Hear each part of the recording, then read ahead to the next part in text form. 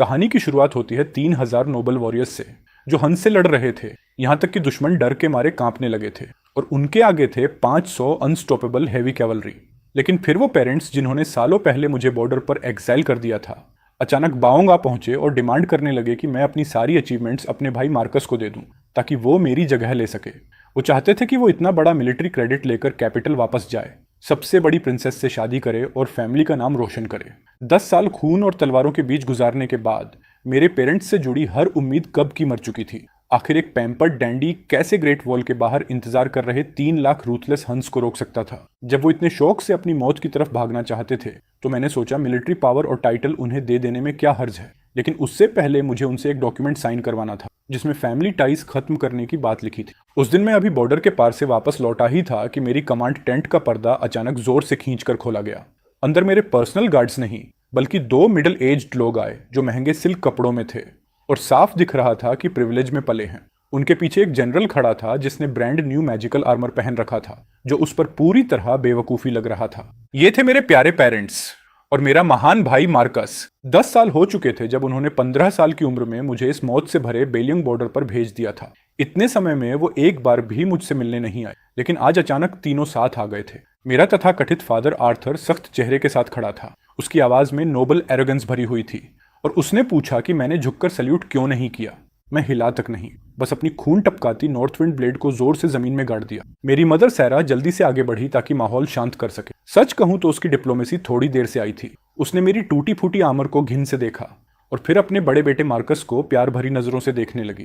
Caleb, तुमने इन 10 सालों में बहुत मेहनत की, उसने कहा, लेकिन उसकी आवाज में जरा भी असली कंसर्न नहीं था। उसके लिए ये बस एक मामूली बात थी। उसने समझाया कि मार्कस को कैपिटल लौटकर प्रिंसेस से शादी करनी है, लेकिन उसके पास ऐसा कोई मिलिट्री अचीवमेंट नहीं है जो इस शादी के लायक हो।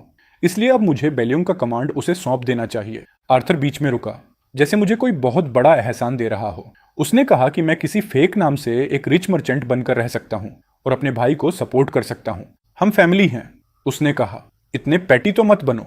मैं उन्हें देखकर सच में हैरान था कि कोई इतना बेहया भी हो सकता है। उनके बगल में मार्कस अपनी आर्मर के साथ पूरी तरह बेमेल लग रहे व्हाइट जेड फैन से खुद को हवा कर रहा था। उसने मुझे तिरस्कार भरी नजरों से देखा और मॉकिंग टोन में बोला कि उसने सुना है मैंने कुछ हन बैंडिट्स मार दिए और लोकल हीरो बन गया। उसने कहा कि मुझे इतना सेल्फ सेटिस्फाइड नहीं होना चाहिए। उसके हिसाब से मेरी सारी लड़ाइयां बस छोटी मोटी स्क्रिमिश थी जिनका कोई मतलब नहीं था। उसने दावा किया कि जब वो कमांड संभालेगा तब वो बेलियन कैवलरी को असली ग्लोरी दिलाएगा। उसने शेखी बघारी कि वो हन रॉयल कोर्ट को कुचल देगा और एंसेस्टर्स का नाम रोशन करेगा।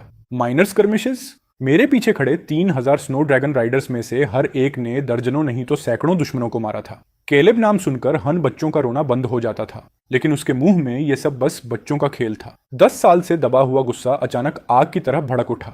मेरी उंगलियां सोर्ड की हिल्ट पकड़ते पकड़ते सफेद पड़ गईं और नसें उभर आईं। मेरे अंदर असली मर्डरस इंटेंट उमड़ रहा था। बेलियंग में किसी को मारना मेरे लिए चींटी कुचलने जितना आसान था, लेकिन जब मैंने उनके बदसूरत और इग्नोरेंट चेहरे देखे तो अचानक कुछ बदल गया। मैं जोर से हंस पड़ा। मेरी हंसी पूरे टेंट में गूंजने लगी। मेरे रिएक्शन से वो सब स्टंट रह गए। आर्थर का चेहरा गुस्से से बैंगनी पड़ गया और उसने पूछा, क्या मैं पागल हो गया हूँ? मैं हंसना बंद करके उन्हें घूरने लगा और कहा कि वो मिलिट्री पावर ले सकते हैं। ये सुनते ही तीनों के चेहरों पर खुशी फैल गई। मेरी मदर तो ये तक सोचने लगी कि कैपिटल लौटकर नोबल लेडीज के सामने कैसे शेखी मारेगी, लेकिन तभी मैंने टॉपिक बदल दिया। मैंने अपनी रोब से पहले से तैयार किया हुआ डॉक्यूमेंट निकाला और जोर से टेबल पर पटक दिया। वो एक फॉर्मल सेवरेंस डिक्लेरेशन थी जिसमें साफ लिखा था कि आज के बाद मैं कैलेब इस फैमिली से कोई रिश्ता नहीं रखता। हमारी जिंदगी, शादी, दौलत और मौत सब अलग होंगे। उनका ऑनर या डिसग्रेस मुझसे जुड़ा नहीं होगा और मेरी डेस्टिनी उनसे नहीं जुड़ेगी। आर्थर का चेहरा सुअर के लिवर जैसा लाल पड़ गया। उसने उंगली दिखाते हुए चिल्लाकर कहा कि मैं अनफिल क्रिएचर हूं जो फैमिली टाइज तोड़ना चाहता है। मेरी मदर भी चीखने लगी। उसने मुझे हार्टलेस कहा कि मैं फैमिली छोड़ना चाहता हूं। मैं उन्हें देखकर बस सोच रहा था कि यह सब कितना पैथेटिक है। ऐसा नहीं था कि मैं रिश्ते तोड़ना चाहता था। बात यह थी कि उन्होंने मुझे कोई और चॉइस ही नहीं छोड़ी थी। मैंने ब्रश उठाकर उनके सामने फेंक दिया। 10 साल पहले मार्कस के लिए रास्ता साफ करने के लिए उन्होंने एक 15 साल के बच्चे को इस गॉड फॉरसेकन कैनिबलिस्टिक जगह पर फेंक दिया था और अब वो मुझसे लॉयल्टी की उम्मीद कर रहे थे। मैंने उनसे पूछा क्या उन्होंने कभी सोचा कि मैं भी उनका फ्लैश एंड ब्लड हूं? और अब वो यहां आए थे उस फल को काटने जिसे उगाने के लिए मैंने अपनी जान दांव पर लगा दी थी। मैंने पूछा क्या उन्होंने कभी सोचा कि मैं इन 10 सालों में कैसे जिंदा रहा? कैसे मैंने 137 स्कार्स झेले और इस ठंडी जमीन में अपने 8000 भाइयों को दफनाया। मेरी आवाज ऊंची नहीं थी, लेकिन हर शब्द हथौड़े की तरह उन पर गिर रहा था। मैंने कहा, साइन करो और निकल जाओ। लेकिन ग्रीड से अंधा मार्कस सबसे पहले डॉक्यूमेंट छीन कर ले गया। मार्कस ने अपने पेरेंट्स से कहा कि अगर केलेब रिश्ते तोड़ना चाहता है तो उनका उससे कोई लेना देना नहीं। टाइगर टैली के साथ अब वो बेलियन का नया किंग बनेगा। जब केलेब ने अपने भाई के लालच से भरे चेहरे को देखा तो उसके अंदर की हंसी और गहरी हो गई। जबकि आर्थर अभी भी हिचकिचा रहा था, सैरा ने तुरंत ब्रश उठाया, जल्दी से साइन किया और केलेब को दफा हो जाने को कहा। वो चीखी कि अब उसका सिर्फ एक ही बेटा है। आर्थर भी आखिर अल्टीमेट पावर के लालच को रोक नहीं पाया और उसने भी साइन कर दिया। उसके बाद खुशी से पागल मार्कस ने भी साइन कर दिया। मार्कस ने सेवरेंस पेपर्स केलेब की तरफ फेंक दिए और टेबल से टाइगर टैली ऐसे झपट लिया जैसे कोई अनमोल खजाना हो। वो तीनों खुशी से सेलिब्रेट करने लगे, जबकि केलेब ने आराम से पेपर्स अपनी रोब में रख लिए।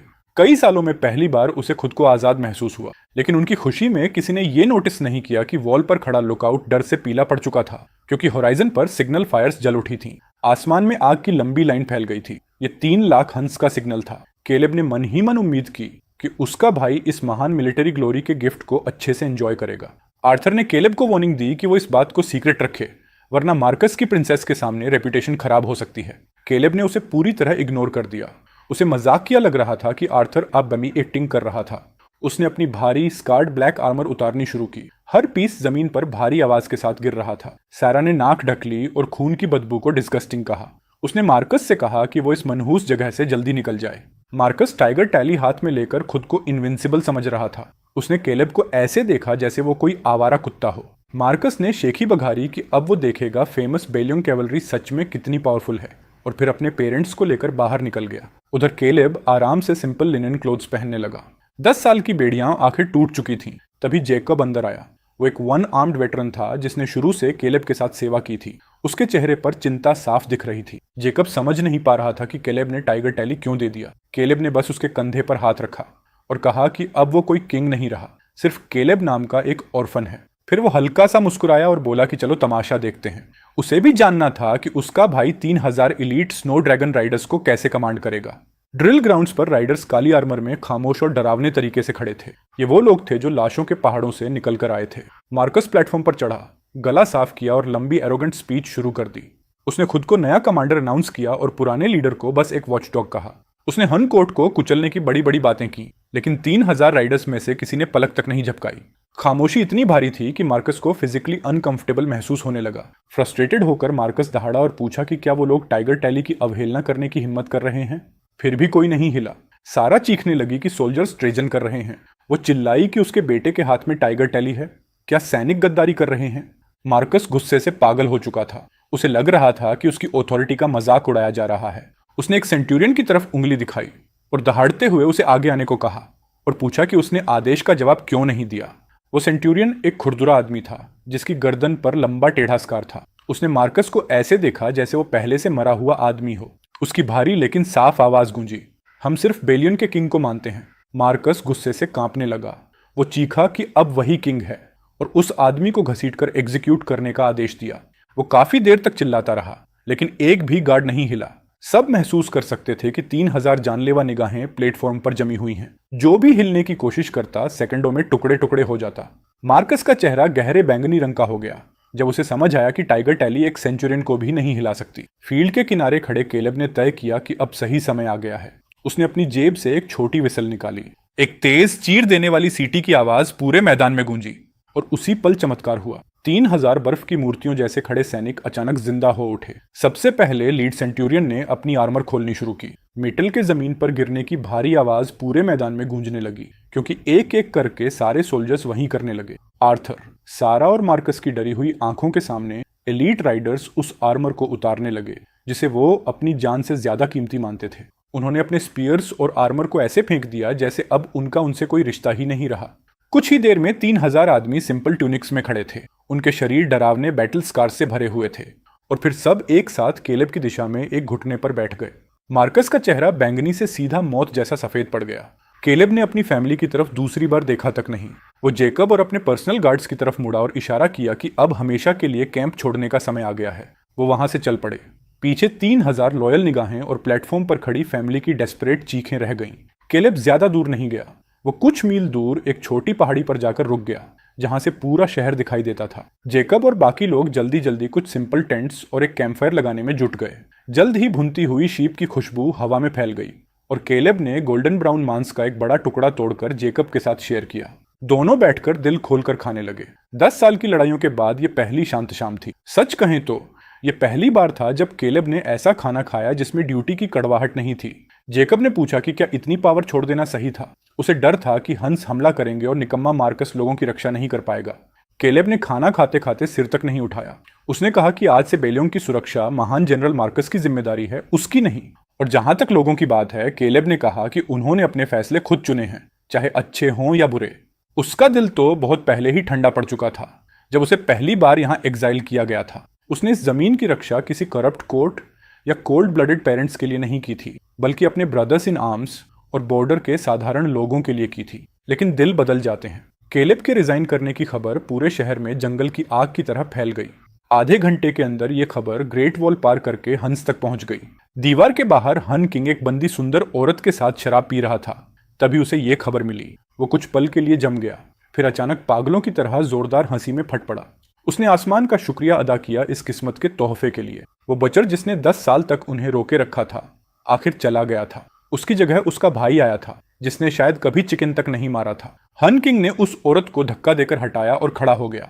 उसकी आंखें लालच से चमक रही थीं। 10 लंबे साल बीत चुके थे और उसके वॉरियर्स की तलवारों पर जंग लगने लगी थी। उसने अपनी गोल्डन सिमिटर निकाली और साउथ की तरफ इशारा किया, उन जमीनों को वापस लेने के लिए जिन्हें केलेब ने इतनी बेरहमी से डिफेंड किया था। विशाल मैदानों में फैले लाखों हन रेडर्स ने एक साथ ऐसी डरावनी चीख निकाली कि हड्डियां तक कांप जाए। केलेब के साये ने उन्हें बहुत लंबे समय तक दबाकर रखा था और अब उनका जमा हुआ डर कत्लेआम की भूख में बदल चुका था। 3 लाख की सेना काले समंदर की लहर की तरह नॉर्दर्न पास की तरफ बढ़ने लगी। उधर शहर में हमारा प्यारा मार्कस उसी कमांड टेंट में एक लेविश बैंक्वेट कर रहा था जो कभी केलेब का हुआ करता था। उसने शहर की सबसे बेहतरीन डांसर्स और म्यूजिशियंस बुला रखी थी। हवा में डेकेडेंट म्यूजिक और शराब की भारी बदबू भरी हुई थी। मार्कस घमंड से बैठा था, आधा नशे में डूबा हुआ, और एक ग्लैमरस डांसर उसके हाथों में लिपटी हुई थी। वो औरत उसे टोस्ट ऑफर कर रही थी, जबकि उसके पेरेंट्स आर्थर और सारा अपनी सीट से ये सब देख रहे थे। हालांकि दिन में वो डर गए थे, लेकिन अब अपने बेटे को कमांड में देखकर उनका पुराना एरोगेंट सुपीरियोरिटी वाला एटीट्यूड वापस आ चुका था। सेरा आगे झुककर पूछने लगी कि क्या वो जिद्दी सोल्जर्स आखिर मान गए। मार्कस ने हाथ हिलाकर डिसमिस करते हुए कहा कि वो सब बस गंवार पेजेंट्स हैं जो भूखे और बिना सैलरी के जल्द ही घुटनों के बल वापस आ जाएंगे। आर्थर ने अपनी दाढ़ी सहलाई और सहमति में सिर हिलाया।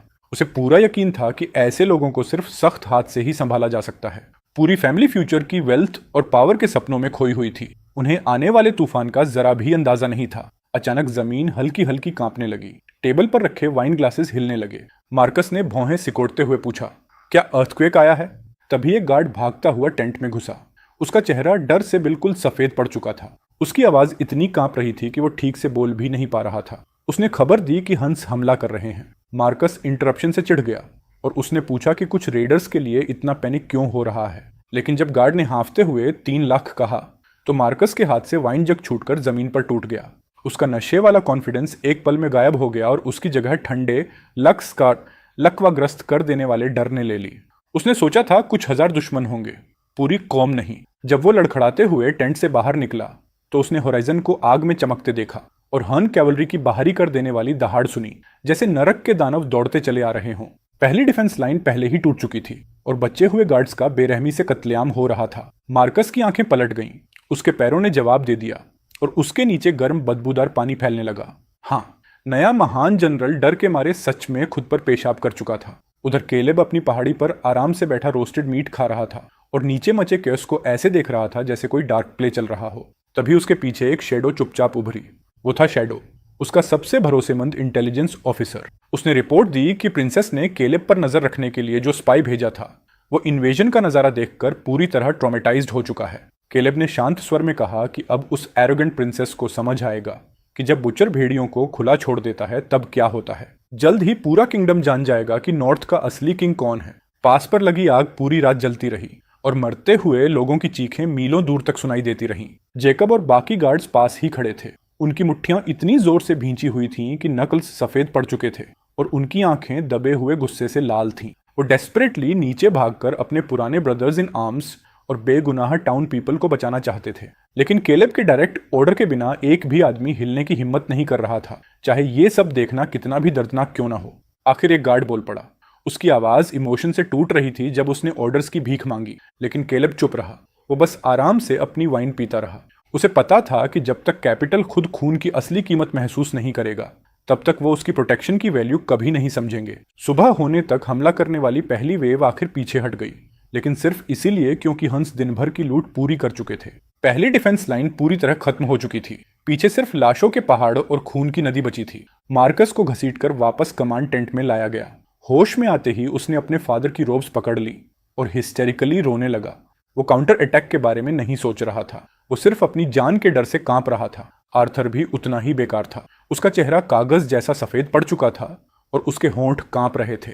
उसने पूरी जिंदगी रॉयल कोर्ट की साजिशों में बिताई थी, लेकिन ऐसा स्लॉटर फील्ड उसने कभी नहीं देखा था। आर्थर ने अपने प्यारे बेटे को पकड़ लिया, रोते हुए केलेब को कोसने लगा और पूरे डिजास्टर का ब्लेम उसी लड़के पर डाल दिया। उसने कहा कि केलेब ने जानबूझकर इतनी भारी जिम्मेदारी मार्कस पर डाली ताकि वो फेल हो जाए। ये सच में बेहूदगी थी। मार्कस ने डूबते आदमी की तरह इस बात को पकड़ लिया। अचानक उसकी आंखें चमक उठीं। उसने इंसिस्ट किया कि केलेब जरूर आसपास कहीं बैठा उन्हें देख रहा होगा। वो चिल्लाया कि केलेब को ढूंढो और उसे मजबूर करो कि वो हंस से लड़े।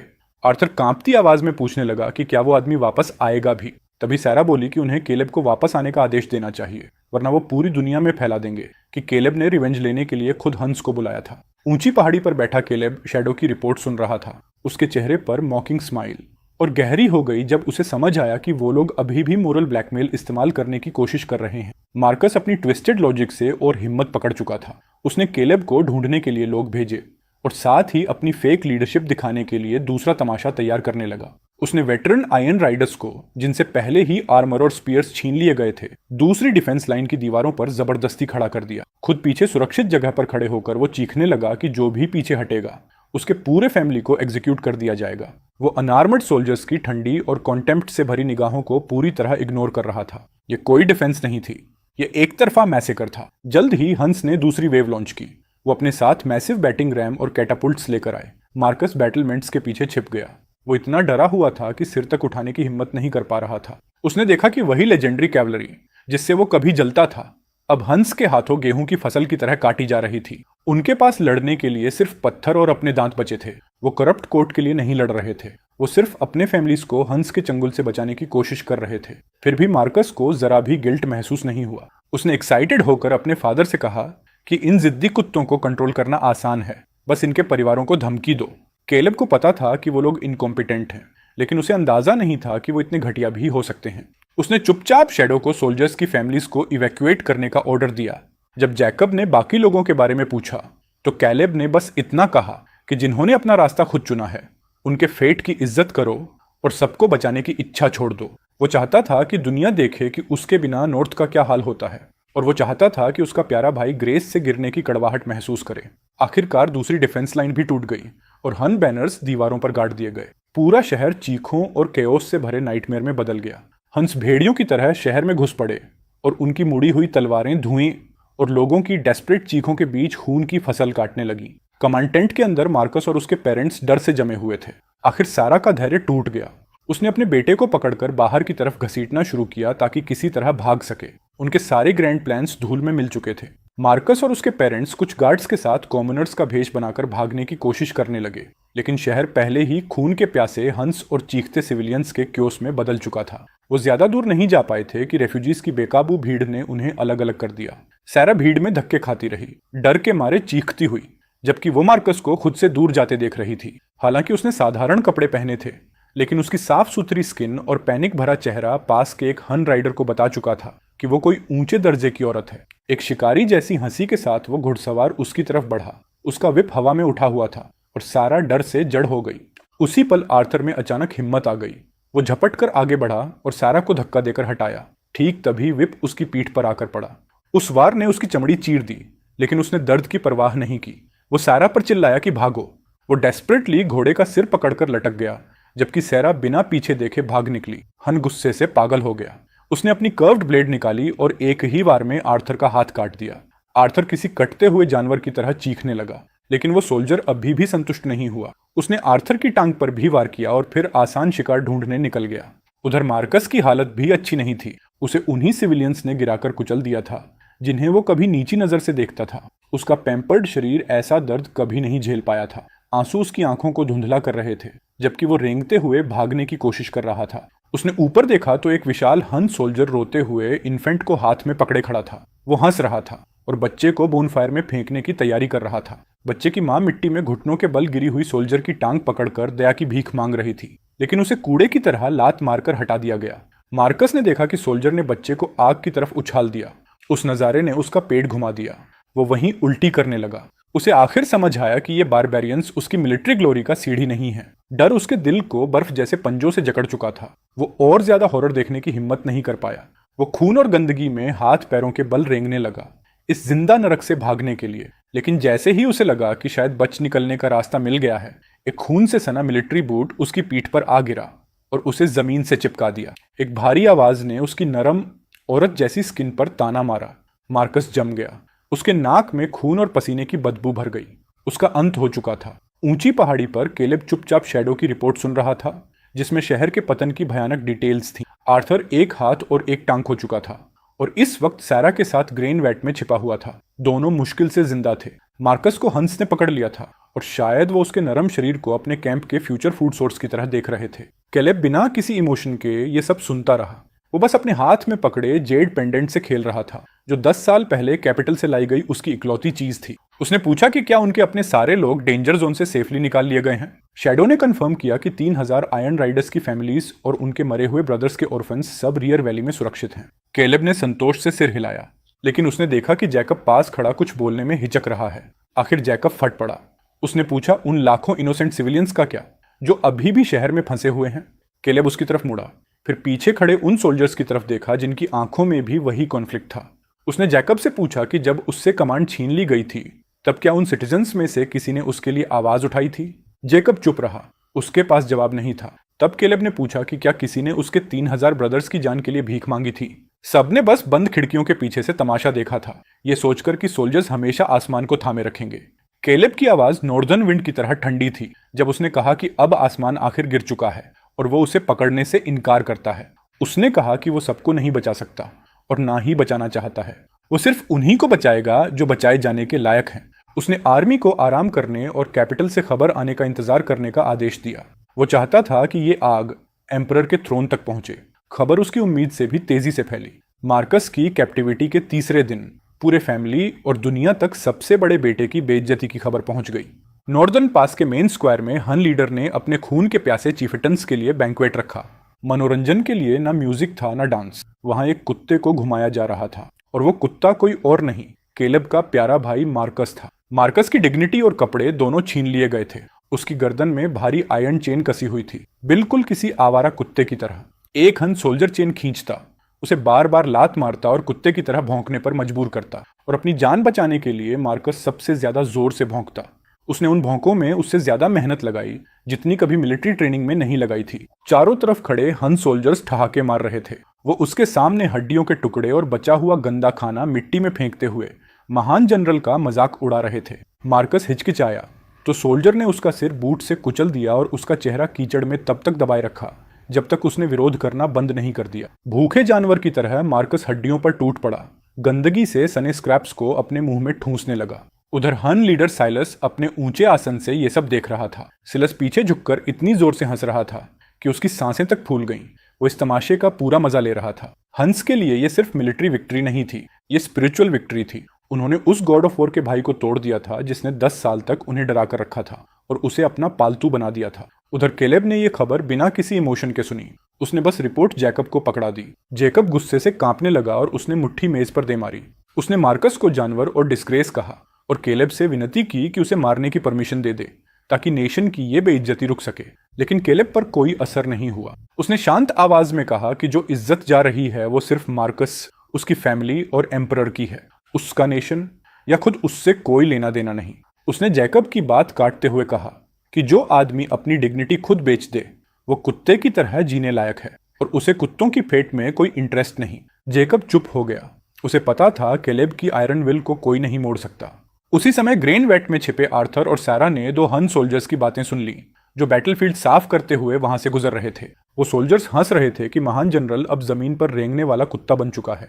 वो उसका मजाक उड़ा रहे थे कि उसमें भेड़ से भी कम बैकबोन है। वेट के अंदर साराह की आंखें पलट गईं और शौक से वो बेहोश हो गई। आर्थर बेहोश नहीं हुआ, लेकिन उसके शरीर की हर हड्डी तक डिस्पेयर से कांप उठी। ये सिर्फ दर्द नहीं था, ये एहसास था कि सब खत्म हो चुका है। फैमिली नेम पूरी तरह बर्बाद हो चुका था।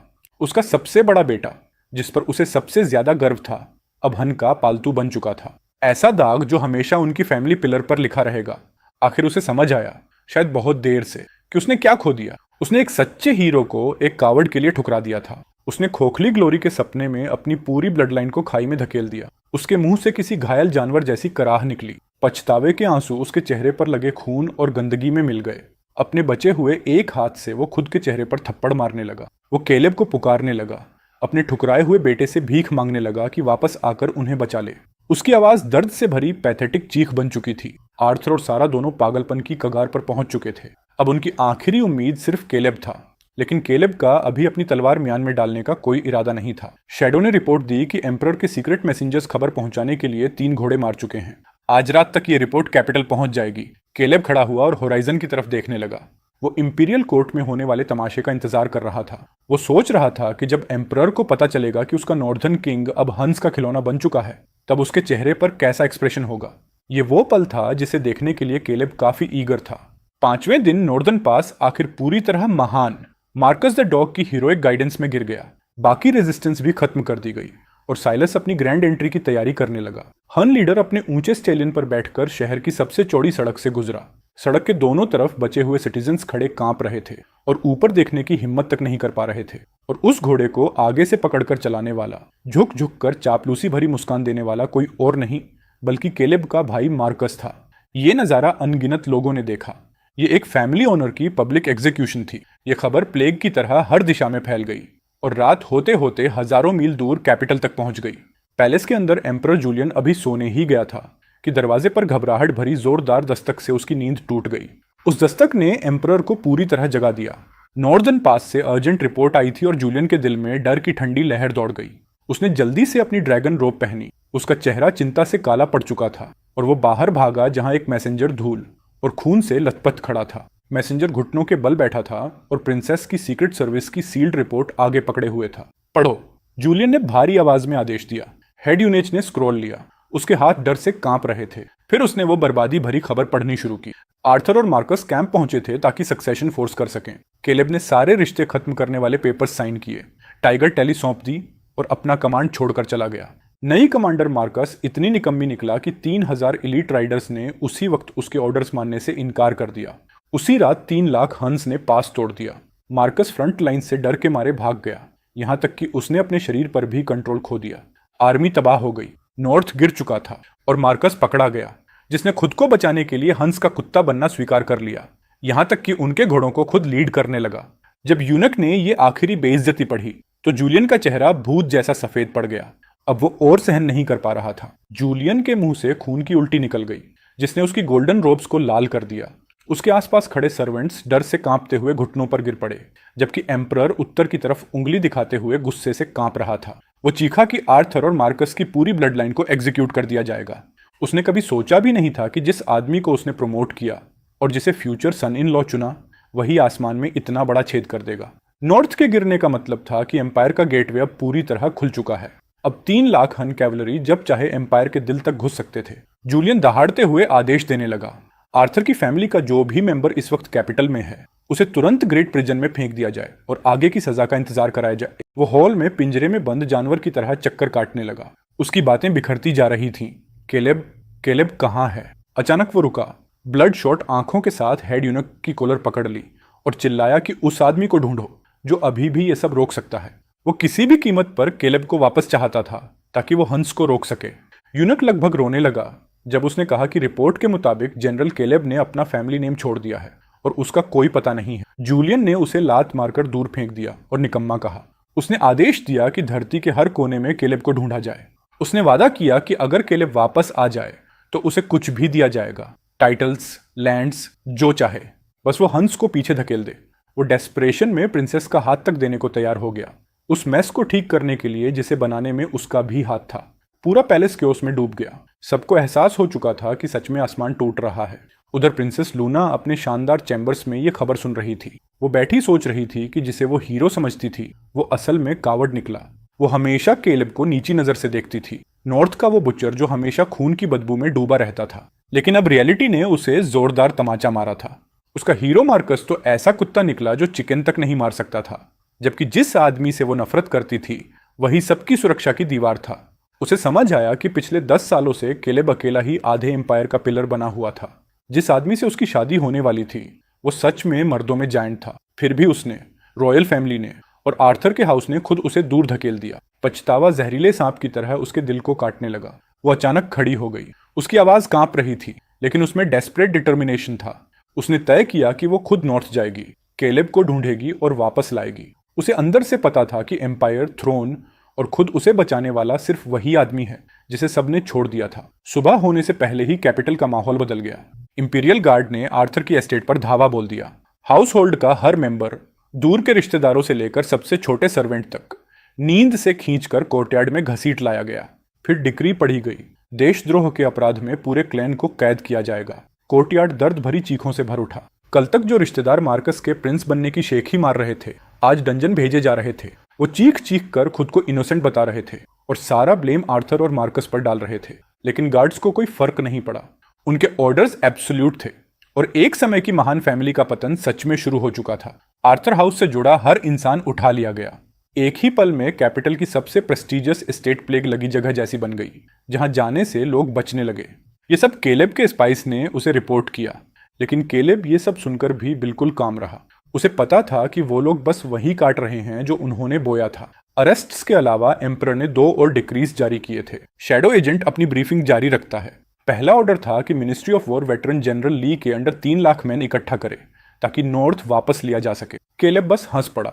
उसे पता था कि कैपिटल के सैनिक लग्जरी में इतने नरम हो चुके हैं कि प्रैक्टिकली बेकार हैं। उसने माना कि जनरल ली कैपेबल है, लेकिन वो बूढ़ा हो चुका है और उसके पास एलीट ड्रैगन बैनर राइडर्स नहीं है। जब केलेब ने दूसरे डिक्री के बारे में पूछा तो एजेंट ने उसे पब्लिक अपॉलॉजी की कॉपी पकड़ा दी जो पूरे रेल में जारी की गई थी। केलेब ने स्क्रॉल खोला और पाया कि वो सरप्राइजिंगली सिंसेरिटी के साथ लिखा गया था। एम्परर ने शुरुआत आर्थर और मार्कस की शेमलेस हरकतों को कोसते हुए की थी। फिर अचानक उसका टोन बदल गया और वो केलेब की तारीफों के पुल बांधने लगा।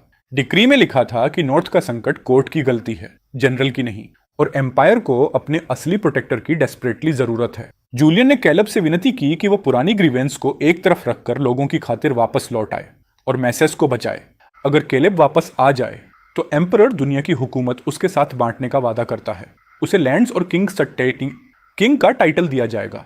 दुनिया में हिस्सेदारी और किंग बनाए जाने का ऑफर बहुत बड़ा था। 10 साल पहले शायद ये सुनकर केलेब की आंखों में आंसू आ जाते, लेकिन अब इन शब्दों को देखकर उसे बस आयरनी महसूस होती है। सच कहें तो उसे अच्छी तरह पता था कि एम्परर इतना जेनरस क्यों बन रहा है।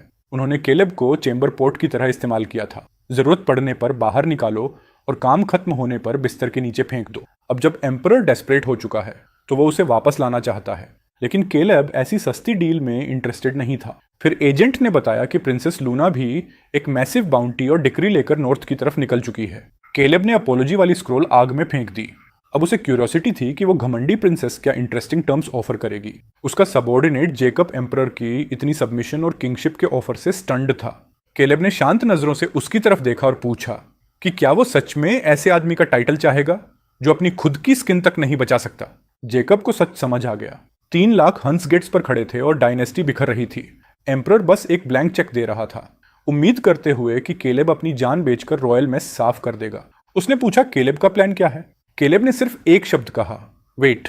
वो इंतजार करना चाहता था जब तक वो लोग अपनी हर कार्ड ना खेल लें और असली डिस्पेयर तक ना पहुंच जाए। जब जैकब ने पूछा कि अगर हंस कैपिटल तक पहुंच गए तो क्या होगा, केलेब ने बस कहा, तो क्या, अगर कैपिटल गिरता है तो करंट डायनेस्टी खत्म हो जाएगी, लेकिन दुनिया जरूरी नहीं कि उसी फैमिली की रहे। जेकब हाँफ उठा जब उसे केलेब की असली एम्बिशन समझ आई। वो सिर्फ किंग नहीं बनना चाहता था, वो पूरा एम्पायर चाहता था। जब कैपिटल की आर्मी रास्तों में घिसट रही थी और प्रिंसेस लूना की कैरेज रेफ्यूजीज की भीड़ में फंसी हुई थी, तब 2 लोग केलेब तक सबसे पहले पहुंच गए। वो थे आर्थर और उसकी वाइफ सैरा। वो उस नरक जैसे शहर से कैसे निकले कोई नहीं जानता। शायद किसी दयालु इंसान ने जंगलों के रास्ते बताए होंगे, लेकिन किसी तरह वो केलेब तक पहुंच गए। उस दिन मूसलाधार बारिश हो रही थी। भारी बूंदें टेंट्स पर ऐसे गिर रही थीं जैसे लगातार हथौड़े बरस रहे हों। अंदर केलेब और उसके आदमी आराम से वाइन और मीट एंजॉय कर रहे थे कि तभी एक गार्ड अंदर आया और अजीब रिपोर्ट दी। दो लोग जो खुद को केलेब के पेरेंट्स बता रहे हैं, बाहर कीचड़ में घुटनों के बल बैठे हैं और मिलने की मांग कर रहे हैं। टेंट का माहौल तुरंत बर्फ जैसा ठंडा हो गया। हर नजर केलेब पर टिक गई, लेकिन उसके हाथ बिल्कुल स्टेडी रहे। उसने वाइन बोल पकड़ा हुआ था और एक बूंद भी नहीं गिरी। उन्हें घुटनों पर रहने दो, उसने बस इतना कहा और फिर वापस अपनी ड्रिंक की तरफ लौट गया। बाहर तूफान चलता रहा। आर्थर और सारा जमती हुई कीचड़ में घुटनों के बल टिके रहे। आर्थर, जिसने एक हाथ और एक पैर का इस्तेमाल खो दिया था, मुश्किल से खुद को संभाल पा रहा था। उसके बाल गंदगी से चिपके हुए थे और चेहरा मिट्टी से सना हुआ था। उसकी पुरानी डिग्निटी का कोई निशान नहीं बचा था। सारा की हालत और भी बुरी थी। उसके महंगे सिल्क कपड़े फटकर किसी पागल औरत के चिथड़ों जैसे हो चुके थे। वो रोते हुए अपना सिर कीचड़ में पटक रही थी और चीख रही थी कि उसे अपनी गलती का एहसास हो चुका है। वो केलेब से बाहर आकर सिर्फ एक बार उन्हें देखने की भीख मांग रही थी। तूफानी हवा सारा की डेस्परेट चीखों को पूरे कैंप में फैला रही थी। वो केलेब से मार्कस को बचाने की भीख मांग रही थी। कह रही थी कि हंस उसे टॉर्चर करके मार रहे हैं। वो रोते हुए कह रही थी कि आर्थर का पूरा हाउस प्रिजन में है और केलेब अपने ही फैमिली को मरते हुए ना देखे। टेंट के अंदर जेकब और बाकी लोग खाना छोड़ चुके थे। उनके चेहरों पर कॉन्फ्लिक्ट साफ दिख रहा था जब वो अपने कमांडर के बायोलॉजिकल पेरेंट्स को फ्रीजिंग रेन में घुटनों के बल देखते रहे। 1 घंटा गुजर गया। ठंड और बढ़ती गई। ऐसा लगने लगा कि बूढ़ा कपल सच में बाहर मर जाएगा। आखिर केलेब ने अपना वाइन बोल नीचे रखा और एंट्रेंस की तरफ चला। उसने कर्टन बस इतना हटाया कि कीचड़ में तड़पते उन 2 लोगों को ठंडी नजरों से देख सके। उसे देखते ही वो ऐसे रिएक्ट करने लगे जैसे उन्हें कोई सेवियर मिल गया हो। वो डेस्परेटली टेंट की रोशनी की तरफ रेंगने लगे। आर्थर का चेहरा आंसुओं से भरा हुआ था जब वो हांफते हुए बोला कि आखिर केलेब उनसे मिलने को तैयार हो गया। सारा हिस्टेरिकली रोते हुए अपनी जान की भीख मांगने लगी, लेकिन केलेब का चेहरा पूरी तरह इमोशनलेस था। उसने बस इतना पूछा कि वो यहाँ क्यों आए हैं, जबकि वो उन्हें वो मिलिट्री पावर पहले ही दे चुका है जो वो चाहते थे। उसकी आवाज शांत थी, लेकिन बारिश को चीरती हुई निकल रही थी। उसने उन्हें याद दिलाया कि उसने नॉर्दर्न फोर्ट्रेस उनके प्यारे बेटे को सौंप दी थी। उसने पूछा क्या मार्कस को हंस को कुचलकर प्रिंसेस से शादी करके एंसेस्टर्स के लिए ग्लोरी नहीं लानी थी। हर शब्द के साथ उनके चेहरे और सफेद पड़ते गए। केलेब ने एक एक करके सच्चाई गिनाई। नॉर्थ गिर चुका है, उनका बेटा प्रिजनर बन चुका है और फैमिली डंजन में सड़ रही है। फिर उसने एक ठंडी मुस्कान दी और पूछा कि वो अब इस अनफिल वुल्फ के पास वापस क्यों आए हैं। उसने साफ कहा कि किंगडम और उनकी जिंदगी अब उसकी कंसर्न नहीं है। फिर उसने जोर से कर्टन गिरा दिया। बाहर बिजली चमकी और उस पल आर्थर और सारा के खूनहीन टूटे हुए चेहरे रोशनी में दिखाई दिए। उन्होंने कभी सोचा भी नहीं था कि उनकी भीख का जवाब इतनी एब्सोल्यूट और आइसी इंडिफरेंस से मिलेगा। सारा पागलों की तरह बड़बड़ाने लगी। उसे समझ ही नहीं आ रहा था कि जिस बेटे को उसने जन्म दिया वो उसके साथ ऐसा कैसे कर सकता है। उधर आर्थर शौक और ठंड से टूट चुका था। आखिरकार वो बेहोश होकर कीचड़ में गिर पड़ा। टेंट के अंदर भारी सन्नाटा छा गया। जेकब ने केलेब की तरफ देखा जैसे कुछ कहना चाहता हो, लेकिन आखिर में चुप ही रहा। उसे समझ आ चुका था कि उन शब्दों के साथ केलेब और आर्थर हाउस के बीच खून का आखिरी रिश्ता भी हमेशा के लिए टूट गया है। केलेब ने उन्हें मारा नहीं, लेकिन मदद भी नहीं की। उसने बस अपने आदमियों को कहा कि उन्हें मेन रोड तक घसीटकर छोड़ दो और फेट खुद उनका फैसला करेगी। 3 दिन बाद प्रिंसेस लूना की कैरेज आखिरकार पहुंच गई। सफर ने रॉयल लेडी की हालत खराब कर दी थी। उसकी कभी शानदार रहने वाली काररेज अब गंदगी से ढकी हुई थी और उसके अटेंडेंट्स पूरी तरह थके और बदहाल लग रहे थे। फिर भी उसने पहाड़ पर जबरदस्ती चढ़ने की कोशिश नहीं की। उसने बस एक बेहद हम्बल रिक्वेस्ट भेजी, ऑडियंस मांगते हुए। केलेब ने पूरे 1 दिन तक उसे इग्नोर किया। वो सुबह से शाम तक इंतजार करवाता रहा, कैलकुलेट करता हुआ कि प्रिंसेस की पेशेंस कब टूटेगी। तब जाकर उसने जैकब को भेजा कि उसे ऊपर लाया जाए। लूना अकेले आने का फैसला करती है। वो किसी गार्ड को साथ नहीं लाती और खुद केलेब के टेंट की तरफ बढ़ती है। अंदर केलेब आग के पास बैठा अपनी ब्लेड आराम से शार्पन कर रहा था। प्रिंसेस एक सिंपल व्हाइट ड्रेस पहने अंदर आई। उसके बाल बिना किसी जूल के पीछे बंधे थे। उसमें एक नाजुक ऑलमोस्ट इथीरियल ब्यूटी थी, जैसी सिर्फ उन लोगों में मिलती है जिन्होंने पूरी जिंदगी पैलेस वॉल्स के पीछे बिताई हो। लेकिन इस वक्त वो खूबसूरती ह्यूमिलिएशन और एंग्जाइटी से ढकी हुई थी। उसने केलेब के रफ कपड़े और बैटल हार्डन्ड सोल्जर्स को देखा। जिस आदमी को वो कभी नीची नजर से देखती थी, उसे देखकर उसकी आंखों में डर की हल्की चमक आई। उसने टेंशन भरी आवाज में पूछा, क्या आप ही केलेब हैं? लेकिन केलेब ने अपनी सोर्ड से नजर तक नहीं उठाई। उसने बस ठंडे तरीके से कहा, क्या बात है? उसकी ये कोल्डनेस साफ तौर पर लूना को डिस्टर्ब कर गई। कैपिटल में कोई भी उससे इतनी ब्लंट डिसरेस्पेक्ट से बात करने की हिम्मत नहीं करता था। उसने गहरी सांस ली, अपना इरिटेशन दबाया और नरम आवाज में कहा कि वो अपने पिता के डिक्री की तरफ से आई है। केलेब ने बीच में ही रोक दिया और सूखे टोन में कहा कि वो अपोलॉजी पहले ही पढ़ चुका है और उसे उसकी प्रोज काफी एलिगेंट लगी। लूना का चेहरा शर्म और गुस्से से लाल हो गया, लेकिन उसने होंठ काटे और अपना रॉयल प्राइड निगल लिया। जिस आदमी को वो कभी सिर्फ बुचर समझती थी, उसके सामने गहराई से झुकते हुए उसने माना कि अतीत कोर्ट और आर्थर हाउस की गलती थी। उसने एम्परर की तरफ से माफी मांगी। उसने माना कि केलेब के रिजेंटमेंट की वजह जायज है, लेकिन फिर भी उसे लोगों के सफरिंग के बारे में सोचने की भीख मांगी। 3 लाख हंस कैपिटल को थ्रेटन कर रहे थे। वो डेस्परेशन भरी आंखों से उसकी तरफ देखकर बोली कि वो रिटायरमेंट छोड़कर एम्पायर को बचा ले। उसने प्रॉमिस किया कि एम्परर का वर्ड आयरन क्लैड है। केलेब को अपनी लैंड्स के साथ किंग बनाया जाएगा। फिर उसकी आवाज धीमी होकर लगभग विस्पर बन गई। उसकी गर्दन पर हल्की लाली चढ़ आई जब उसने कहा कि वो खुद भी नेशन के लिए उसकी सर्विस के रिवॉर्ड के रूप में उससे शादी करने को तैयार है। टेंट के बाहर सोल्जर्स के बीच कलेक्टिव गास्प फैल गया। यहां तक कि जैकब की आंखें भी रॉयल मैरिज की बात सुनकर लगभग बाहर निकल आईं। ये ऐसा रिवॉर्ड था जिसके लिए कोई भी नोबलमैन जान दे देता, और उन्हीं शब्दों पर केलेब ने आखिरकार अपनी वेटस्टोन चलाना बंद कर दिया। उसने पहली बार सिर उठाकर लून की आंखों में देखा। मानना पड़ेगा, वो सच में रेयर ब्यूटी थी, और इस वक्त उसकी फ्रेजाइल वल्नरेबिलिटी किसी भी आदमी का दिल हिला सकती थी। जब लून ने देखा कि केलेब ने आखिर उसकी तरफ ध्यान दिया है, तो उसे लगा उसका ऑफर काम कर गया। उसकी आंखों में फिर से हल्का प्राइड और नेचुरल कॉन्फिडेंस लौट आया। उसके मन में था कि कोई भी आदमी ऐसी टेम्पटेशन ठुकरा नहीं सकता। पावर, वेल्थ और खूबसूरत औरत। उसे लगा कि जब एम्पायर की सबसे नोबल लेडी खुद उसके पास आने को तैयार है, तो डील पक्की है। केलेब उसे देखकर अचानक हंस पड़ा। उसकी हंसी सुनकर प्रिंसेस लूना रुक गई।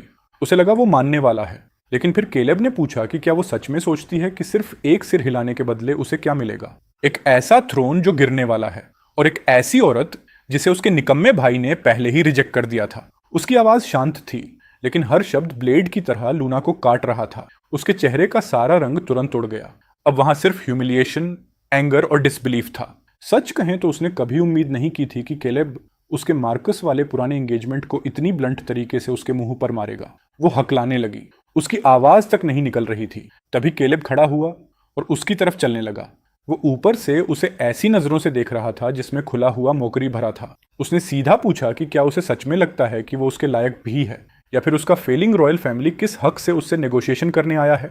उसने साफ कहा कि उसे जो भी चाहिए होगा वो खुद ले लेगा। उसे किसी की चैरिटी की जरूरत नहीं। फिर उसकी तरफ ऊपर से नीचे तक देखते हुए केलेब ने सिर हिलाया और कहा कि वो बहुत ज्यादा टेंटेड है। उसने उसे निकल जाने का आदेश दिया।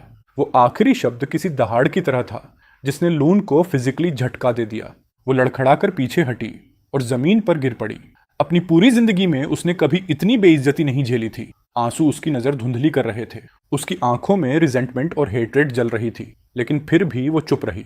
उसे केलेब की आंखों में साफ किलिंग इंटेंट दिख रहा था। उसे पूरा यकीन था कि अगर उसने एक शब्द और बोला तो वो सच में उसे मार देगा।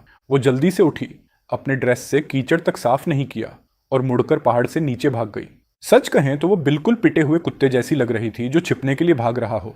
हम देखते हैं कि वो रात के अंधेरे में गायब हो जाती है और केलेब के चेहरे की ठंडी मुस्कान धीरे धीरे गायब होने लगती है। अब सारे पीसेस अपनी जगह पर आ चुके थे। हर कार्ड खेला जा चुका था। अब आखिरकार उसकी बारी थी। वो मुड़कर जैकब और पीछे खड़े दर्जनों गार्ड्स की तरफ देखता है। नीचे वैली में 3000 एलीट स्नो ड्रैगन राइडर्स तैयार खड़े थे। उनके आर्मर चमक रहे थे और हथियार रेजर की तरह शार्प थे। वो सब एक साथ एक घुटने पर बैठ गए। उनकी आंखों में फेनेटिकल लॉयल्टी भरी हुई थी। केलेब ने अपनी नॉर्थ विंड ब्लेड निकाली और नीचे फैली युद्धग्रस्त जमीन की तरफ इशारा करते हुए आदेश दिया। उसकी आवाज शांत रात में गूंज उठी और वैली के हर कोने तक पहुंच गई जब उसने पूरी आर्मी को मार्च करने का कमांड दिया। उसका आदेश ऊंचा नहीं था, लेकिन पर्पस से इतना भारी था कि वहां मौजूद हर आदमी ने उसे साफ साफ सुना। उसके पीछे 3000 सोल्जर्स एक साथ खड़े हो गए। ना कोई चीयर था, ना कोई शाउटिंग, सिर्फ आर्मर की रिदमिक खनखनाहट थी जो किसी एक हार्ट बीट जैसी लग रही थी। उन्होंने चुपचाप अपनी चमकती स्पीयर्स उठाई और इतने प्रिसाइज और फ्लूइड मूवमेंट से घोड़ों पर सवार हुए कि वो किसी एक मशीन जैसे लग रहे थे। ये उसकी स्नो ड्रैगन कैवलरी थी, एक ऐसा ग्रुप जिसने 10 साल लाशों के ढेरों के बीच रेंग कर बिताए थे और जो सिर्फ केलेब को पहचानता था, एम्परर को नहीं। जेकब केलेब का वॉरहॉर्स आगे लेकर आया। वो घोड़ा स्याही जितना काला था, बस उसके चारों हूफ्स बर्फ जैसे सफेद थे। जैकब ने पूछा, वो लोग कहाँ जा रहे हैं? उसकी आवाज एक्साइटमेंट से कांप रही थी, जिसे वो छिपा नहीं पा रहा था। उसकी एक बची हुई आंख आग की तरह जल रही थी। शहर में हफ्तों से हो रहे अन्याय देखने के बाद वो इस आग के भड़कने का इंतजार कर रहा था। केलेब फुर्ती से सैडल पर चढ़ गया। उसने नॉर्थ विंड ब्लेड हाथ में पकड़ी और उसकी जानी पहचानी बर्फीली ठंड महसूस की। जेकब को सीधे जवाब देने के बजाय वो 3000 राइडर्स के सामने जाकर रुक गया और उनकी तरफ मुड़ा। उसने उनके चेहरों को देखा।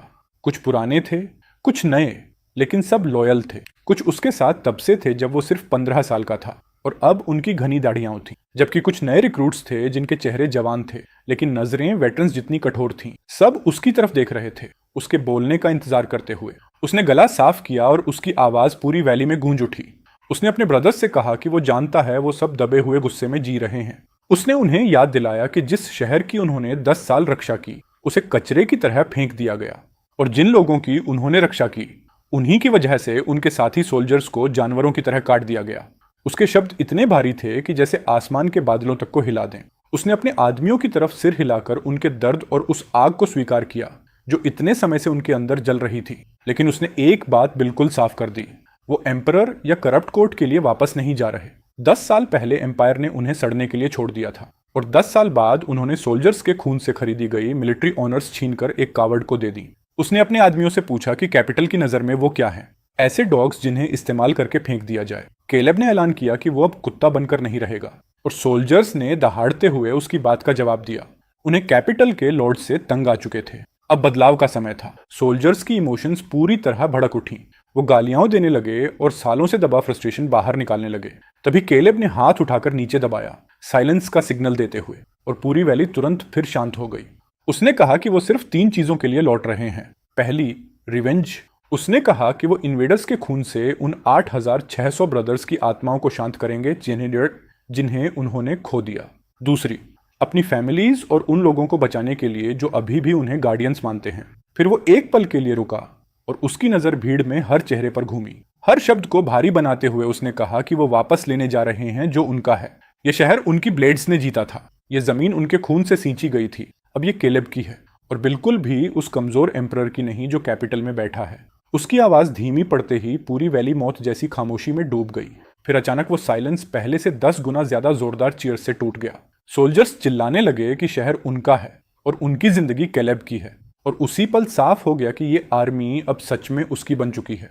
वो अब एम्पायर के टूल्स नहीं थे, वो ऐसी ताकत बन चुके थे जो पूरी दुनिया पलट सकती थी। बिना एक और बेकार शब्द बोले केलेब ने अपना घोड़ा मोड़ा और अपनी लंबी ब्लेड आगे की तरफ तान दी, उस पास की तरफ जिसे ब्लैक विंड गैप कहा जाता था। सच कहें तो शहर पर सीधा हमला करना बेवकूफी होती, और केलेब बहुत चीजें हो सकता है लेकिन बेवकूफ बिल्कुल नहीं। गहरी रात की आड़ में वो मेन सिटी से बचकर निकलता है। अगर वो 30,000 इन्वेडर्स सिर्फ सुअरों का झुंड भी होते तब भी उन सबको काटते काटते आदमी की बाहें सुन्न हो जाती। लेकिन ये तो वो भेड़िए हैं जो 10 साल से भूखे बैठे हैं। उनसे सीधे भिड़ना सबसे घटिया स्ट्रेटेजी होती। उसकी प्लान कहीं ज्यादा सर्जिकल थी। पहले उनके दांत तोड़ो, फिर उनके पंजे काटो, और आखिर में जब वो सबसे कमजोर हों तब उनका गला चीर दो। ब्लैक विंड गैप दुश्मन की सप्लाईज आने का इकलौता रास्ता था। 30,000 आदमी और उनके घोड़ों को खिलाने के लिए हर दिन अनाज की खपत किसी आसमान छूते आंकड़े जैसी थी। शहर के अंदर मौजूद सप्लाईज ज्यादा दिन नहीं चलने वाली थी, इसलिए उनकी सप्लाई लाइन काटना मतलब उनकी लाइफ ब्लड का गला घोंटना था। केलेब चाहता था कि दुश्मन कमांडर और उसके 30,000 राइडर्स को पता चल जाए कि उत्तर का नाइटमेयर वापस लौट आया है। आज के बाद इस जमीन की डार्कनेस सिर्फ उसी की होगी। उधर हम वापस प्रिंसेस लूना की तरफ आते हैं, जो अभी अभी पहाड़ के नीचे अपने कैंप में लौटी थी। वो पूरी तरह ह्यूमिलिएटेड और खोई हुई लग रही थी। उसकी एक ट्रस्टेड अटेंडेंट सावधानी से उसके पास आई और पूछा कि महान केलेब ने क्या कहा। लूना का चेहरा मौत जैसा सफेद पड़ चुका था और उसके होंठ बेकाबू कांप रहे थे। हर बार जब उसे उसकी मॉकिंग आइज और वो शब्द याद आते कि वो टू टेंटेड है, उसके दिल में तेज दर्द उठता। एक ऐसी ह्यूमिलिएशन की लहर उस पर टूट पड़ी जैसी उसने जिंदगी में कभी महसूस नहीं की थी। वो हकलाते हुए बोली कि उसने उसे रिजेक्ट कर दिया। अटेंडेंट शॉक में आ गई। उसे यकीन नहीं हो रहा था कि कोई आदमी इतनी नोबल लेडी को ठुकरा सकता है। वो डिसबिलीफ में चीख पड़ी और पूछने लगी कि क्या केलेब पागल हो गया है। उसने तुरंत कैपिटल लौटने की सलाह दी, लेकिन लून जैसे किसी ट्रांस से जागी। उसने अटेंडेंट का हाथ इतनी जोर से पकड़ा कि उसके नेल्स स्किन में धंस गए। वो जानती थी कि वो अभी वापस नहीं जा सकती। अंदर ही अंदर उसे डर था कि अगर एम्परर को पता चल गया कि वो फेल हो गई तो उसका अंत तय है। तभी अचानक एक गार्ड भागता हुआ उनकी तरफ आया, जल्दी में लगभग गिरते हुए। उसने हांफते हुए बताया कि पहाड़ पर मौजूद रेबल्स मूव कर चुके हैं। लूना तुरंत स्लोप की तरफ मुड़ी। उसने देखा कि पहले जो टिमटिमाती आगें दिख रही थीं, वो सब बुझ चुकी थीं। अब पूरा पहाड़ पिच ब्लैक अंधेरे और मौत जैसी खामोशी में डूबा था। उसने घबराकर पूछा वो लोग कहाँ गए। गार्ड कांपते हुए बोला कि पूरी आर्मी का विशाल साया भूतों की लेजन की तरह उत्तर की तरफ बढ़ गया। उनकी मार्च का प्रेशर ही टेरिफाइंग था। जैसे ही नॉर्थ शब्द उसके दिमाग में गूंजा, लूना को एहसास हुआ कि वही दिशा कब्जाए गए शहर और इन्वेडिंग आर्मी की है। वो सोचने लगी कि अगर उसने गवर्नमेंट का ऑफर ठुकरा दिया तो फिर वो लड़ने क्यों जा रहा है। तभी बिजली की तरह एक ख्याल उसके दिमाग में गिरा और उसका शरीर ठंडा पड़ गया। वो ये सब कोर्ट के लिए नहीं कर रहा, ना ही उसके लिए, वो ये सब अपने लिए कर रहा है। वो अपनी छीनी हुई हर चीज वापस लेने जा रहा है। लूना कीचड़ में गिर पड़ी और होपलेस होकर उत्तर के गहरे अंधेरे को घूरने लगी। उसे एहसास हो गया कि चीजें पूरी तरह कंट्रोल से बाहर जा चुकी हैं। जो आदमी कभी जंजीरों से बंधा शिकारी कुत्ता था, वो अब आजाद हो चुका है और अब वो पहाड़ से नीचे ऐसी वाइल्ड फायर बनकर उतर रहा है जो रास्ते में आने वाली हर चीज को निगल जाएगी। अब हमारी नजर शहर के कमांडर मैनर पर जाती है, जो कभी केलेब का घर हुआ करता था, लेकिन अब दुश्मन लीडर खान का पैलेस बन चुका है। मेन हॉल के अंदर शराब की बदबू और म्यूजिक की आवाज भरी हुई थी। खान जोर जोर से हंस रहा था और फर्मेंटेड मिल्क के कप पर कप गले में उड़ेल रहा था। वो बेहद रेडिएंट और विक्टोरियस लग रहा था। वो चिल्लाया कि ये पत्थर के शहर मैदानों के टेंट से कहीं ज्यादा आरामदायक हैं। नीचे बैठा एक वन आई ट्राइबल चीफ ग्लास उठाकर उसकी चापलूसी करने लगा। उसने कहा कि ये सब खान की डिवाइन पावर की वजह से हुआ है। आखिरकार गॉड ऑफ वॉर केलेब जा चुका है। चीफ हंसते हुए बोला कि केलेब के बिना नॉर्दर्न कैवलरी सिर्फ भेड़े हैं जो कटने का इंतजार कर रही हैं। खान लंबा घूंट भरते हुए डींगे मारने लगा कि उत्तर का तथाकथित किंग असल में सिर्फ एक बुचर था। उसने ये भी कहा कि केलेब का भाई, जिसे इंपीरियल जनरल कहा जाता था, अब उसका कुत्ता बन चुका है। एक क्रूल ग्रीन के साथ उसने गार्ड्स को आदेश दिया कि उसके जनरल डॉग को बाहर लाया जाए ताकि मौजूद चीफ्स का मनोरंजन हो सके। कुछ देर बाद 2 सोल्जर्स हॉल में घुसे, हंसते हुए एक आदमी को भारी आयरन चेन से घसीटते हुए। वो ऐसा नजारा था जिस पर किसी और हालात में यकीन करना मुश्किल होता। वो आदमी पूरी तरह नंगा था। उसके शरीर पर फुटप्रिंट्स और विप मार्क्स भरे हुए थे। उसके बाल चिड़िया के घोंसले जैसे उलझे हुए थे और चेहरा गंदगी से सना था। वो कोई और नहीं बल्कि केलेब का अपना भाई मार्कस था। बिना किसी आदेश के जैसे ही उसे अंदर घसीटा गया, मार्कस इंस्टिंक्टिवली चारों हाथ पैरों पर गिर पड़ा। एक घिनौनी हल्की सी स्माइल के साथ वो कुत्ते की तरह भौंकना शुरू कर देता है। उसकी वो चापलूस हरकत इतनी पैथेटिक थी कि वहां बैठे सारे ट्राइबल चीफ्स जोर जोर से हंसने लगे। वो कहने लगे कि यह खास हाउंड कितना अच्छी तरह ट्रेंड है, यहाँ तक कि असली कुत्तों से भी ज्यादा डॉग जैसा बिहेव करता है। खान, जो इस चापलूसी का मजा ले रहा था, आधी खाई हुई मटन बोन फर्श पर फेंक देता है। वो हड्डी सीधे मार्कस के सामने गिरती है और उसे अपना रिवॉर्ड एंजॉय करने को कहा जाता है। मार्कस की आंखें चमक उठती हैं और वो भूखे जानवर की तरह उस पर टूट पड़ता है। वो हड्डी को मुंह में ठूंस लेता है और उससे चिपकी मिट्टी तक निगल जाता है। उसने 2 दिन से कुछ नहीं खाया था और जिंदा रहने के लिए वो हड्डी से भी बदतर चीजें खा लेता। मार्कस को इस हालत में देखकर खान के अंदर घमंड की एक जबरदस्त लहर उठती है, लेकिन तभी वो जश्न अचानक रुक जाता है। बाहर से एक स्काउट भागता हुआ अंदर आता है। उसका चेहरा पीला पड़ा हुआ था और वो बुरी तरह घबराया हुआ दिख रहा था। सच कहें तो उसके चेहरे का हाल ही इतना काफी था कि कमरे की सारी हंसी तुरंत गायब हो गई। खान के चेहरे से भी मुस्कान उड़ गई। वो झुंझलाकर पूछता है, क्या आसमान टूट पड़ा है? स्काउट हकलाते हुए बताता है कि ब्लैक विंड गैप पर उनकी पूरी सप्लाई कन्वॉय पर हमला हुआ और उसे लूट लिया गया। खान अचानक खड़ा हो जाता है और अपनी गोद में बैठी औरतों को बेरहमी से धक्का देकर हटाता है। वो गरज कर पूछता है, क्या सच में सारी सप्लाईज खत्म हो गई और क्या कोई सर्वाइवर बचकर निकल पाया? स्काउट जवाब देता है कि एक भी आदमी जिंदा नहीं बचा। खान की आंखें सिकुड़ जाती हैं और उसके शरीर से खतरनाक ओरा निकलने लगता है। वो पूछता है, क्या मौके पर कुछ मिला? स्काउट जल्दी से अपने रोब से एक चीज निकालकर सबको दिखाता है। वो बताता है कि ये एक कैप्टन की लाश से मिली थी। वो भेड़िए के दांत से बना एक बैज था जिस पर उड़ते हुए ड्रैगन की आकृति बनी थी, महान स्नो ड्रैगन फ्लैग का सिंबल। जैसे ही वो बैज सामने आता है, हॉल में बैठे हर चीफ की हंसी तुरंत रुक जाती है। उसके बाद ऐसी भारी साइलेंस छा जाती है कि सुई गिरने की आवाज भी सुनाई दे। जो माहौल कुछ पल पहले शोर से भरा था, वो अचानक बर्फ जैसी ठंड में बदल गया। वन नाइट चीफ की आवाज कांपने लगती है। उसके चेहरे का रंग उड़ जाता है और वो धीरे से केलेब का नाम फुसफुसाता है। वो नाम किसी कर्ज की तरह काम करता है। वहां मौजूद हर इन्वेडर के दिल में आदिम डर भर जाता है। 10 साल तक वो लोग उसी नाम के दबाव में जिए थे और उन्हें सच में लगा था कि गॉड ऑफ वॉर आखिरकार चला गया। उन्हें लगा था अब वो जो चाहें कर सकते हैं, लेकिन अब ये बैज ऐसा लग रहा था जैसे किसी ने उनके सिर पर बर्फ का पानी उड़ेल दिया हो। वो वापस आ चुका था। खान का चेहरा बेहद ग्रिम हो जाता है। वो बैज छीनकर इतनी जोर से पकड़ता है कि उसकी हाथों की नसें उभर आती हैं। वो गुर्राते हुए कहता है कि यह नामुमकिन है। उसे याद दिलाता है कि एम्परर ने केलेब को एक्साइल कर दिया था। उसके हिसाब से केलेब अब बस एक आवारा कुत्ता होना चाहिए। अब वो सोचता है कि केलेब में वापस आने की हिम्मत आई कहां से, लेकिन उसकी बातों के बावजूद अंदर से वो पैनिक में था। वो सबसे बेहतर जानता था कि केलेब सिर्फ इंसान नहीं है, वो एक मॉन्स्टर है। एक पागल आदमी जो उनके नाइटमेयर्स में घूमता है। एक चीफ सावधानी से कहता है कि शायद ये सिर्फ उसके पुराने सबॉर्डिनेट्स हों जो उसका नाम इस्तेमाल करके उन्हें डराना चाहते हों। खान इस बात को डूबते आदमी की तरह पकड़ लेता है। वो सहमत होता है कि शायद केलेब बिना आर्मी वाला कमांडर है।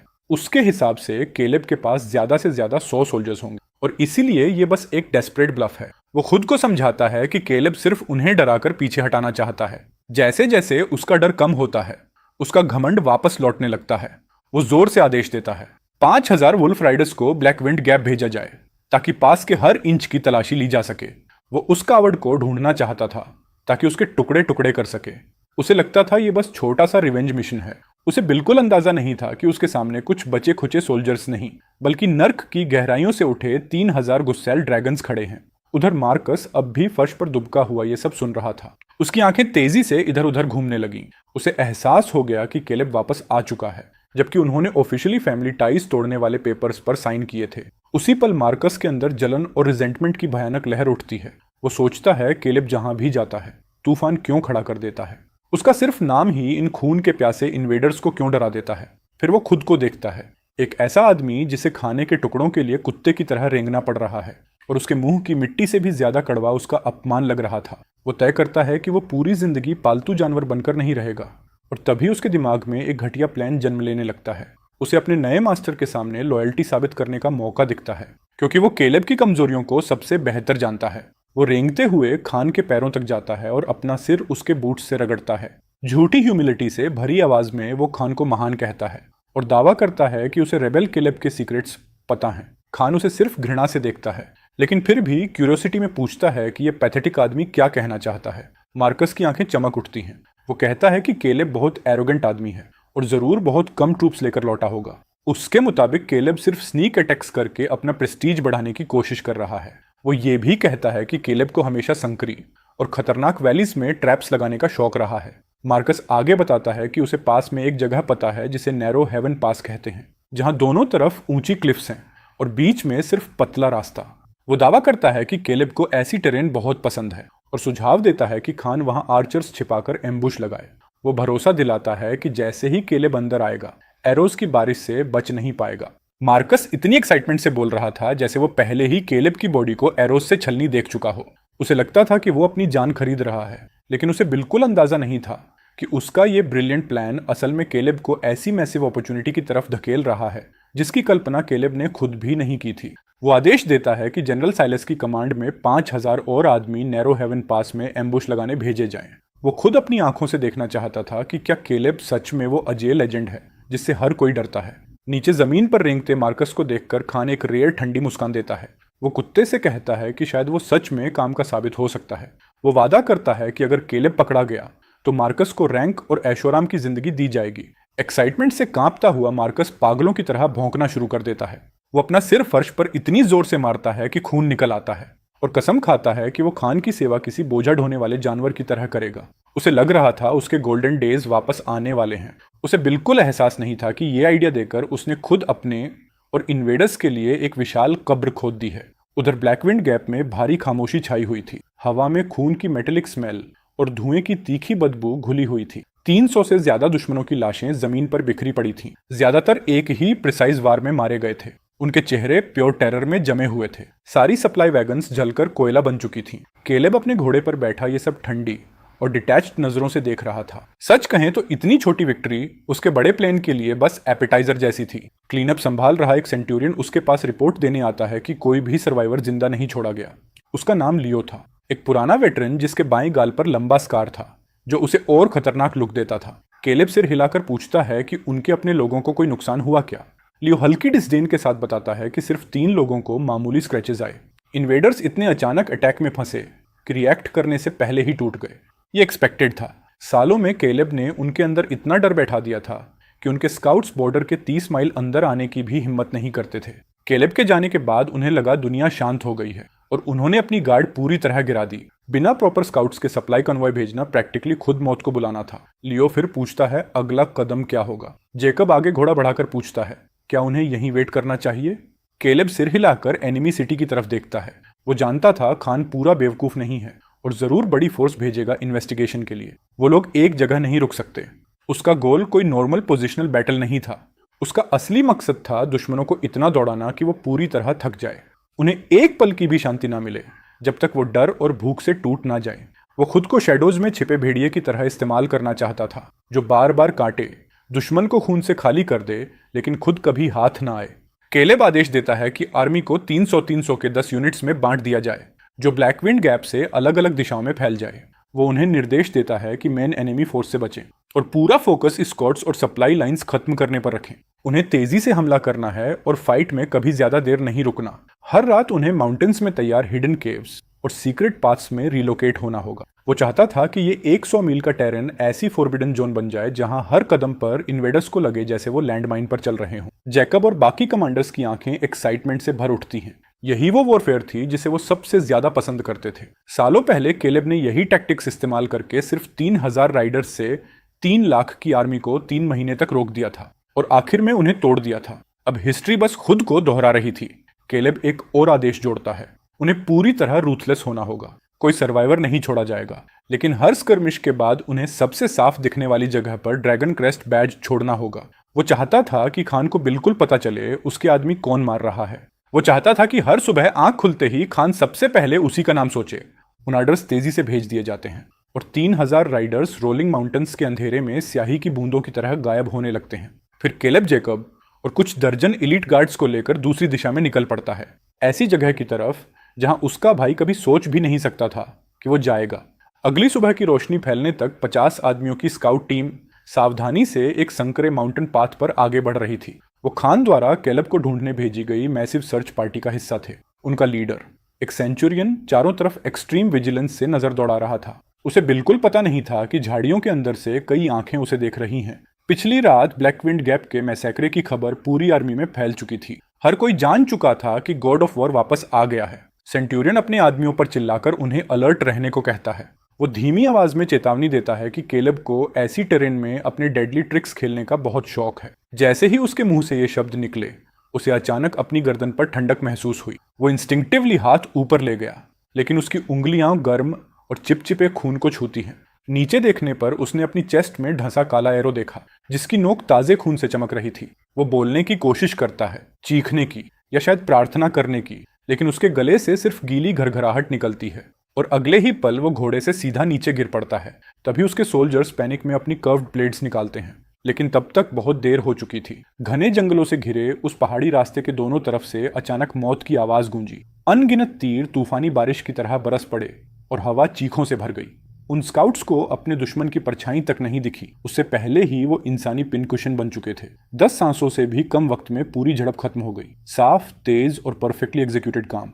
काले कपड़ों में ड्रैगन कैवलरी के दर्जनों सैनिक, जिनके चेहरे वुरपेंट से ढके थे, जंगल से बाहर निकले। वो प्रैक्टिस्ड प्रिसीजन के साथ लाशों को चेक करने लगे और जो अभी जिंदा थे उन्हें आखिरी वार देकर खत्म कर दिया। आखिर में उन्होंने सेंटूरियन की छाती पर एक ड्रैगन क्रेस्ट बैज टांग दिया, अपनी डरावनी पहचान छोड़ते हुए। फिर वो भूतों की तरह वापस जंगल में गायब हो गए। पूरा दिन यही मंजर अलग अलग जगहों और अलग अलग वक्त पर दोहराया गया।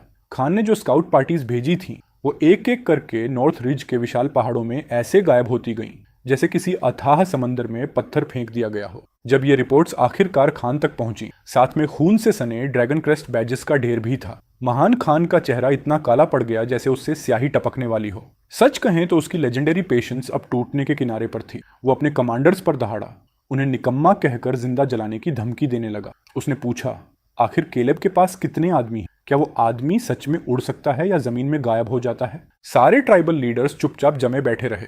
किसी की सांस लेने की भी हिम्मत नहीं हुई, क्योंकि डर प्लेग की तरह फैल चुका था। अंदर ही अंदर वो जानते थे कि अदृश्य दुश्मन सबसे खतरनाक होता है। उन्हें लग रहा था जैसे वो किसी विशाल इनविजिबल वेब में फंस चुके हों और केलेब उस वेब का शिकारी हो, जो अंधेरे में छुपकर सही वक्त पर जाल कसने का इंतजार कर रहा हो। लेकिन तभी उम्मीद की एक किरण आई। एक मैसेंजर हाँफता हुआ अंदर घुसा। उसके चेहरे पर राहत साफ दिख रही थी। उसने बताया कि जनरल सिलस ने आखिरकार केलेब का ट्रेल ढूंढ लिया है। खान तुरंत अपनी सीट से उछलकर खड़ा हो गया। उसकी आंखों में शिकारी जैसी भूख चमक उठी। उसने पूछा, वो लेजेंड आखिर छुपा कहाँ है? मैसेंजर ने बताया कि डॉग मार्कस की जानकारी के आधार पर साइलस ने कई सौ आदमियों की एक यूनिट को नैरो हेवन पास की तरफ बढ़ते देखा है। साइलस पहले ही शॉर्टकट लेकर ऊपर की क्लिफ्स पर एम्बुश लगाने पहुंच चुका है। उसने खान को भरोसा दिलाया कि केलेब सीधे जाल में चलकर आ रहा है। खान ने लगातार 3 बार गुड चिल्लाया, उसके चेहरे का अंधेरा अब एक क्रूर मुस्कान में बदल चुका था। उसने आदेश दिया कि साइलस जल्दी ट्रैप एक्टिवेट न करे। वो खुद वहां पहुंचना चाहता था। वो अपनी आंखों से देखना चाहता था कि वो अजेल एजेंट आखिर कैसे टूटकर खून में लथपथ होता है। उसने अपने जनरल्स को आदमियों को तैयार करने का आदेश दिया और वादा किया कि जैसे ही केलेब मरेगा वो दक्षिण की तरफ मार्च करेंगे, कैपिटल को लूटेंगे, एम्परर को पकड़ेंगे और प्रिंसेसेस को अपने लिए छीन लेंगे। टेंट फिर से इन्वेडर्स की भूखी हुआ से गूंज उठा, जिन्हें सच में लग रहा था कि जीत अब उनके हाथ में है। उधर केलेब एक ऊंची चोटी पर जेकब के साथ खड़ा टेलीस्कोप से दुश्मन की सेना को देख रहा था, जो एक विशाल पाइथन की तरह आगे बढ़ रही थी। जेकब ने उस भारी फौज को नैरो हेवन पास की तरफ जाते देखा और पूछा, क्या दुश्मन सच में इस ट्रैप में फंस गया? केलेब बस हल्का सा मुस्कुराया। उसे कुछ कहने की जरूरत नहीं थी। सच तो यह था कि प्लान उसकी उम्मीद से भी बेहतर काम कर रहा था। जेकब ने पूछा, केलेब को कैसे पता था कि मार्कस ठीक इसी तरह उन्हें बिट्रे करेगा? केलेब ने टेलीस्कोप नीचे किया। उसका चेहरा शांत और पूरी तरह बेजान था। उसने कहा कि उसका प्यारा भाई हमेशा खुद को बहुत चालाक समझता था। मार्कस को लगता था कि वो केलेब के दिमाग को समझता है, लेकिन असल में केलेब उसी घमंड को उसके खिलाफ हथियार बना रहा था। जो सैकड़ों आदमियों की आर्मी इस वक्त पास की तरफ बढ़ रही थी, वो असल में सिर्फ कुछ बूढ़े कमजोर घोड़े और भूसे के पुतले थे। कुछ वेटरन सोल्जर्स उन्हें दूर से हाँक रहे थे ताकि मछली खुद चलकर उस स्लॉटर हाउस में पहुंचे जो केलेब ने नैरो हेवन पास में बड़ी बारीकी से तैयार किया था। जेकब ने याद दिलाया कि साइलस के पास लगभग 10,000 आदमी हैं और अगर खान भी वहां पहुंच गया तो दुश्मन की ताकत 20,000 हो जाएगी। वो साफ परेशान था। उसने कहा, उनके पास सिर्फ 3,000 राइडर्स हैं जबकि सामने 20,000 की सेना हो। ये तो सीधा सुसाइडल डिफरेंस है। केलेब ने टेलीस्कोप समेटा और उसके होंठों के कोने पर एक ठंडी खतरनाक मुस्कान उभरी। उसने जेकब से कहा कि उसने कभी भी फेयर बैटल लड़ने का इरादा नहीं किया था। फिर उसने आदमियों को वो ग्रैंड गिफ्ट तैयार करने का आदेश दिया जो उन्होंने पहले से रेडी कर रखा था। जैसे ही खान की पूरी सेना नैरो हेवन पास के अंदर फंस जाएगी, वो अपना असली ट्रैप एक्टिवेट करेंगे। उसका इरादा था कि आज के बाद उस पास का नाम बदलकर 10,000 मैनग्रेव रख दिया जाए। उधर खान जिस चीज को अपनी शानदार जीत समझकर उसकी तरफ दौड़ रहा था, वहीं दूसरी तरफ प्रिंसेस लूना की जिंदगी हर दिन और ज्यादा दर्दनाक होती जा रही थी। वो कैपिटल लौटने की हिम्मत नहीं कर पा रही थी। इतनी बेइज्जती और नाकामी के बाद खाली हाथ वापस जाने के नतीजे सोचकर ही उसका दिल कांप जाता था। उसे एम्परर के भयानक गुस्से की कल्पना तक से डर लग रहा था। नॉर्थ रिज गिर चुका था, कैपिटल पैनिक में था और जो प्रिंसेस अपना मिशन फेल कर दे वो पूरे रॉयल कोर्ट की लाफिंग स्टॉक बन जाती। इसलिए वो और उसका छोटा एस्कॉर्ट पास से कुछ दर्जन मील दूर एक टूटी फूटी पोस्ट हाउस में छुपे हुए थे। वो पूरी तरह फंस चुकी थी। पिछले कुछ दिनों में उसने अपने सारे स्काउट्स भेज दिए थे ताकि केलेब का कोई भी निशान मिल सके, लेकिन जब रिपोर्ट्स वापस आईं कि उसने ब्लैक विंड गैप जला दिया, दुश्मन की सप्लाई लाइंस काट दी और सिर्फ एक दिन में दर्जनों इलीट स्काउट पार्टीज का सफाया कर दिया, तो लूना पूरी तरह स्टंड रह गई। शौक, कंफ्यूजन और एक बहुत छोटी सी सीक्रेट खुशी जिसे वो खुद से भी मानने को तैयार नहीं थी, उसके अंदर उमड़ने लगी। उसने अपने गार्ड कैप्टन को पकड़ लिया। उसकी आवाज कांप रही थी जब उसने पूछा, क्या उसने सच में कैंपेन शुरू कर दिया? आखिर उसने अपनी आंखों से केलेब को मिशन ठुकराते देखा था। वो समझ नहीं पा रही थी कि अब वो ये सब क्यों कर रहा है। कैप्टन बस कड़वी मुस्कान के साथ सिर हिला पाया। उसने माना कि उसे भी नहीं पता। हालात देखकर तो यही लग रहा था कि केलेब किसी पर्डन के पीछे नहीं है। ऐसा लग रहा था जैसे वो अकेले ही 3 लाख इन्वेडर्स से लड़ने निकल पड़ा हो।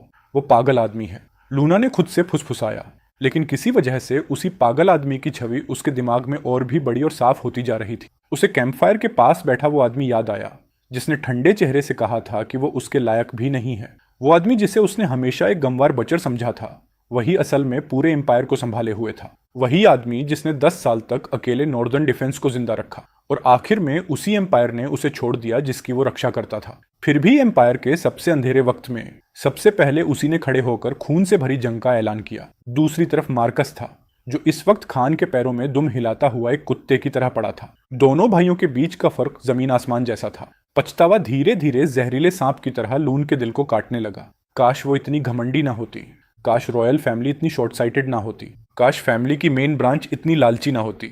अगर चीजें अलग होती तो आज वो केलेब के साथ खड़ी होती, उसकी ग्लोरी शेयर कर रही होती। नहीं, मैं इसे ऐसे खत्म नहीं होने दूंगी। लूना अचानक खड़ी हो गई। उसकी आंखों में लगभग पागलों जैसी जिद चमक रही थी। उसने खुद को समझाया कि अगर केलेब इन्वेडर्स से लड़ने को तैयार है तो इसका मतलब वो अभी भी एम्पायर और लोगों की परवाह करता है। वो बस रिजेंटमेंट में ऐसा बिहेव कर रहा है। अगर वो उसे काफी सिंसियरिटी दिखा दे तो शायद वो अपना फैसला बदल दे। अब वो एक डेस्परेट गैम्बलर बन चुकी थी जो अपनी जान बचाने के लिए आखिरी तिनके को पकड़ने की कोशिश कर रही थी। गार्ड्स, उसने चिल्लाकर कहा, उन 2 बूढ़ों को मेरे पास लाओ। जिन दो बूढ़ों की वो बात कर रही थी वो थे आर्थर और सैरा, जिन्हें केलेब सड़क पर छोड़ गया था और लूना के आदमियों ने उठा लिया था। पिछले कुछ दिन उनकी जिंदगी मौत से भी बदतर रही थी। शारीरिक दर्द तो एक बात थी, लेकिन मानसिक टॉर्चर उससे कहीं ज्यादा खतरनाक था। जो लोग कभी पावरफुल मिनिस्टर और उसकी पत्नी थे, वो अब भिखारियों से भी बदतर हालत में पहुंच चुके थे। उनका प्यारा बेटा मार्कस अब इन्वेडर्स का खिलौना बन चुका था और उनका पूरा खानदान इंपीरियल डंजन में फेंक दिया गया था। और उनकी नजर में इस सब की वजह वही दूसरा बेटा था जिससे वो हमेशा नफरत करते थे। सबसे बड़ी आयरनी ये थी कि अब वही केलेब पूरी दुनिया की आखिरी उम्मीद बन चुका था। यही बात उन्हें पागल करने के लिए काफी थी। जब सोल्जर्स उन्हें घसीटकर प्रिंसेस लूना के सामने लाए तो वो अपनी पुरानी शक्ल के सिर्फ खोखले खोल जैसे लग रहे थे। योर हाइनेस, आर्थर रोता हुआ घुटनों पर गिर पड़ा और अपने एकमात्र बचे हाथ से उसकी रोब पकड़ ली। आंसुओं से भरे चेहरे के साथ उसने लूना से एक बार फिर केलेब के पास जाने की भीख मांगी। उसने अपनी फैमिली और मार्कस को बचाने की गुहार लगाई। सैरा भी जमीन पर पड़ी हिस्टेरिकली रो रही थी। वो कह रही थी कि केलेब सिर्फ गुस्से में ऐसा कर रहा है, अगर वो लोग झुककर माफी मांग लें तो उसका दिल जरूर पिघल जाएगा। वो चीख चीख कर कह रही थी कि केलेब उसका खुद का खून है, वो उसे नजरअंदाज नहीं कर सकता। इन दोनों दयनीय लेकिन घिनौने लोगों को देखकर लूना की आंखों में डिस्गस्ट की चमक आई, लेकिन वो जानती थी कि उसके पास खेलने के लिए अब यही आखिरी कार्ड बचा है। इन्हें साथ लाओ, उसने ठंडे स्वर में आदेश दिया। उसने अपने आदमियों को यह भी कहा कि एम्परर ने उसे जो भी गोल्ड, सिल्वर और ज्वेलरी दी है सब कैरेजेस में भर दिया जाए। मूव आउट, उसने कहा। हम केलेब को ढूंढने जा रहे हैं। उसे सच में यकीन था कि फैमिली टाइज और दौलत का ये कॉम्बिनेशन केलेब को मना लेगा। उसे नहीं लगता था कि किसी आदमी का दिल सच में पत्थर का हो सकता है, लेकिन दुर्भाग्य से वो बहुत ज्यादा ऑप्टिमिस्टिक थी। जब उसका कैरेज प्रोसेशन पहाड़ी रास्तों से गुजर रहा था, तभी एक मोड़ पर पहुंचते ही उनका सामना सीधे एक आर्मी से हो गया। वो एक ऐसी फोर्स थी जो खून से लथपथ थी और जिसके चारों तरफ कत्लेआम की डरावनी ओनरा फैल रही थी। केलेब और उसकी 3000 ड्रैगन कैवलरी अभी रिग्रुप हुई थी। साफ दिख रहा था कि वो लोग अपना वार्म अप खत्म करके अब नैरो हेवन पास की तरफ बढ़ रहे थे, मेन इवेंट देखने के लिए। जब लूना की कैरेज को अचानक दर्जनों ठंडी काली स्पीयर्स ने रोक लिया तो डर से उसका शरीर सुन्न पड़ गया। उसने कांपते हाथों से कर्टन हटाया और सामने इमोशनलेस चेहरों का समंदर देखा। उनकी आंखें भूखे भेड़ियों जैसी थीं और उन सबके ऊपर अपने घोड़े पर ऊंचा बैठा था केलेब। वो उसे बिना किसी इमोशन के देख रहा था। उसके चेहरे पर साफ इरिटेशन था, जैसे उसका पेशेंस अब खत्म हो रहा हो। तुम फिर आ गई, उसने सपाट और अनइम्प्रेस्ड आवाज में पूछा। उसने सीधा पूछा कि क्या उसने पहले उसे दफा होने को नहीं कहा था, या फिर वो उसकी तलवार की धार टेस्ट करने इतनी ईगर थी। लूना इतनी डरी हुई थी कि उसे ठीक से एक सेंटेंस भी नहीं बन पा रहा था। राइडर्स के शरीर से आती ताजा खून की मेटालिक स्मेल से उसका पेट मचलने लगा। तभी एक आवाज गूंजी, केलेब, केलेब, मैं हूं, तुम्हारा पिता। आर्थर लड़खड़ाता हुआ आगे बढ़ा। उसकी आवाज डेस्परेशन से टूट रही थी। सच कहें तो वो बेहद पैथेटिक लग रहा था, लेकिन केलेब ने पलक तक नहीं झपकाई। वो बस वहीं बैठा रहा, उन लोगों पर एक साइलेंट जज की तरह जिन्होंने कभी उसे निकाल फेंका था। उसी वक्त नॉर्थ रिज की ठंडी हवाएं फिर से जोर से गूंजने लगीं। मेरा बड़ा बेटा, तुम्हारी माँ यहाँ है। केलेब उन्हें ऐसे देख रहा था जैसे वो दो अजनबी हों जिनका उससे कोई लेना देना ही नहीं। फिर उसने कैरेज के अंदर बैठी पीली पड़ी लूना की तरफ नजर घुमाई। योर हाइनेस, उसने मुस्कुराते हुए कहा, लेकिन वो मुस्कान प्योर डार्क एम्यूजमेंट से भरी थी। तुम अपनी बॉटमलेस स्टूपिडिटी से सच में कभी सरप्राइज करना बंद नहीं करती। उसने पूछा। क्या उसे सच में लगा कि इन दो बूढ़े रेलिक्स को लाकर उसका दिल पिघल जाएगा, या फिर वो सोचती है कि ब्लड टाइज का इस्तेमाल करके वो उसकी इच्छा को कैद कर सकती है? लूना का शरीर हवा में कांपते पत्ते की तरह थरथराने लगा। वो कुछ बोलने की कोशिश कर रही थी, लेकिन केलेब ने उसे बीच में ही काट दिया। उसकी आवाज अब बर्फ जैसी ठंडी और तेज हो चुकी थी। वो उसे दिखाना चाहता था कि वो कितनी गलत है। उसने अपना घोड़ा 2 कदम आगे बढ़ाया और कार्रिज के ऊपर मंडराने लगा। नीचे घुटनों पर बैठे उन बूढ़ों को उसने ठंडी नजरों से देखा। फिर उसने हर शब्द को वजन देकर बोलना शुरू किया। उसने उन्हें याद दिलाया कि जब वो 15 साल का था तब उन्होंने उसे नॉर्थ रिज में छोड़ दिया था और उसकी नजर में वो उसी दिन मर गया था। उसने साफ कहा कि अब उसका जैकब फैमिली से कोई रिश्ता नहीं है। उसने बस धीरे से अपनी उंगली गले पर फेर दी। उस इशारे का मतलब बिल्कुल साफ था। लूना को लगा जैसे उस पर बिजली गिर गई हो। उसके मुंह से एक तेज चीख निकली और उसने तुरंत कैरेज के कर्टन्स बंद कर दिए। चलो जल्दी, अभी वापस मुड़ो, वो रोती हुई आवाज में ड्राइवर पर चीखी। पूरा प्रोसेशन पैनिक में बिखर गया और वो लोग पूरी बेइज्जती के साथ वहां से भाग निकले। केलेब ने उनकी भागती पीठों को बिना किसी पिटी के देखा। उसकी नजर में वो बस मूर्ख लोग थे जो खुद को बहुत चालाक समझते थे। उसने तुरंत नजरें हटा लीं। डिस्ट्रैक्शन खत्म हो चुका था। उसने अपनी लंबी ब्लेड फिर आगे तानी और मेन इवेंट की तरफ बढ़ने का आदेश दिया। Yes general. 3000 राइडर्स एक साथ गरजे। वो अबैंडन्ड कैरेज के पास से गड़गड़ाते हुए निकल गए और वो दो बूढ़े जमीन पर टूटे हुए सायों की तरह पड़े रह गए। कैवलरी तेजी से नैरो हेवन पास की तरफ बढ़ी। वो जगह अपने नाम के बिल्कुल लायक थी, एक बेहद पतली कैनियन जिसके दोनों तरफ सैकड़ों फीट ऊंची क्लिफ्स थीं और बीच का रास्ता इतना संकरा था कि मुश्किल से 3 घोड़े साथ निकल सके, यानी एम्बुश के लिए बिल्कुल परफेक्ट जगह। और ठीक उसी वक्त दोनों क्लिफ्स पर 10,000 से ज्यादा एनिमी आर्चर्स छिपे पड़े थे। वो पत्थरों से चिपके हुए एरोज रेडी रखे अपने टारगेट के किल जोन में आने का इंतजार कर रहे थे। कैनियन के दूसरे छोर पर खान अपनी 5,000 एलीट गार्ड्स के साथ एग्जिट ब्लॉक किए खड़ा था, जबकि जनरल केल दूसरे 5,000 आदमियों के साथ एंट्रेंस संभाले हुए था। एक विशाल ट्रैप पूरी खामोशी से बिछाया जा चुका था। खान अपने शानदार सफेद स्टैलियन पर बैठा टेलीस्कोप से कैनियन एंट्रेंस देख रहा था। उसके चेहरे पर जीत का घमंड साफ था।